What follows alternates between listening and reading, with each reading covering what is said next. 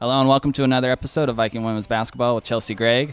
And Coach, it's been a little bit, but I'd like to go back a little bit further than we normally do and talk about that Idaho win. You know, we can talk a lot about the basketball of it all, but just from someone within the program, it was great just to see the faces on the players afterwards, their excitement and their relief of getting that win finally. Yeah, I think we talk about it, that hard work paying off. It's been a while. In our program, we feel like we've seen the progress that they've made. The day-to-day, we see it at practice. They're working hard. They're making those adjustments and the improvements, but also to see that in a win column and the way we did it. I thought it was a pretty dominant win against a really, really good basketball team, and so it made that much sweeter. Yeah, and you followed up with another dominant showing, really. Maybe the best showing of the season. That's debatable, of course, but go down to NAU. Best yet. Yeah, there you go, best yet. That's exactly right.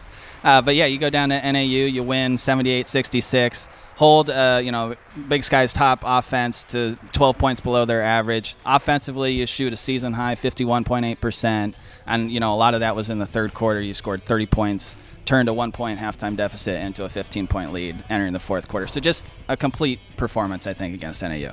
Absolutely. And I think we talk about it, it's a we thing, playing together. It's awesome if an individual has a great game, but I felt like these last two have been complete games with great performances, but ultimately it was together. It was those teams wins.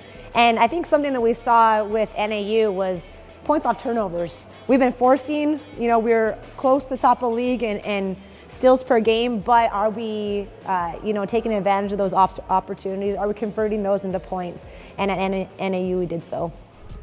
And we'll touch briefly on the Northern Colorado game. It was a loss for the Vikings, but you had a good comment afterwards that it was kind of like a reset, okay, we've broken through, but, we had more stuff that we wanted to accomplish this year. That's not the only thing we wanted to accomplish, so now we got to refocus and, apply that same competitiveness and fiery play to every game. Yeah, we talked about it was frustrating at the end of it. We talked about it after the game, and then we addressed it on Monday, and now we're moving forward. But the reality is to get a split on the road, still with a young team who's still learning how to win and win consistently with our effort, with our execution.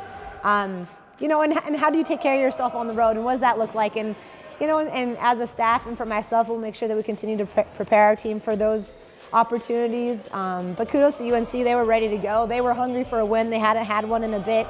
And they're a good program. We knew that was a tough place to play, and so, but time to get back to work. Monday, change of mentality. Just trying to get ready for Thursday. Yeah, and Thursday night, Weber State comes into the Viking Pavilion. They got 2 on you last year, of course, but you've had success against Weber too. They'll have 2 players leading the way that will be familiar. Darren Hickok, who's actually a Portland product, and then Jaden Matthews. They really lead a strong rebounding team, and they also get to the line really well. So what do you see from the Wildcats? Yeah, they work really, really hard. Like you said, they're a great rebounding team, play with a lot of passion. And of course, Monka's going to try to show out and from her hometown. And so what we need to do is just, again, stick to our principles, keep the ball in front, defend without fouling, and then ultimately keep them on the glass. One and done, can't give second, third opportunities, and then I think we'll like where we're at the end. And, and rebounding, just to touch on that briefly, that was a strength of the wins against Idaho and NAU. Obviously it was tougher against Northern Colorado, so that's going to be huge. And also shout out to Rima Ogele, 8.5 rebounds through the first 4 conference games. So I feel like it was turning the corner. Of course, it had a dip against UNC, but it's turning a corner, it seems like. Yeah, we're making a focus. We're not where we want to be, and we need to be there consistently, and rebounding takes an effort and just a real focus.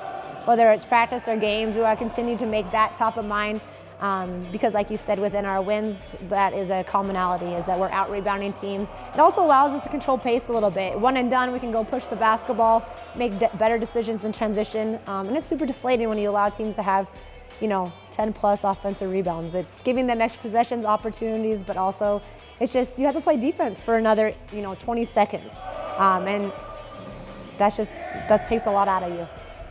Yeah, and it'll certainly be important again on Saturday. Idaho State comes to Viking Pavilion.